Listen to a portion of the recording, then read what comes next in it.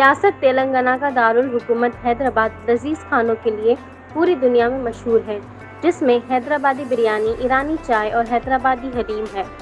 رمضان المبارک میں افطار کے وقت حلیم کھانے کو پسند کیا جاتا ہے۔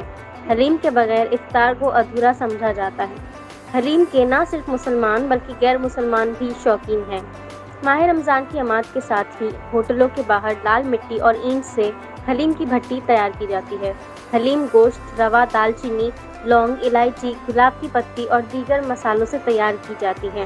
حلیم تیار کرنے میں 6 سے 8 گھنٹے لگتے ہیں۔ گوشت اور دیگر مسالے ڈال کر اس کو 2 گھنٹے گھوٹا جاتا ہے، اس کے بعد حلیم تیار ہوتی ہے۔ ایک رپورٹ کے مطابق حیدرآباد میں رمضان المبارک کے دوران حلیم سے 800 کروڑ کا کاروبار کیا جاتا ہے۔ حلیم حیدرآباد سے دنیا کے بیشتر ملکوں میں بھیجی جاتی ہے، جن میں امریکہ، دبئی، سعودی عرب وغیرہ شامل ہیں۔ ان کی مشہور ہوٹلوں پر افطار سے پہلے ہجوم لگ جاتا ہے۔ حلیم کی قیمت 60 روپے سے 300 روپے تک ہوتی ہے۔ بیورو رپورٹ، تبصرہ پوائنٹ۔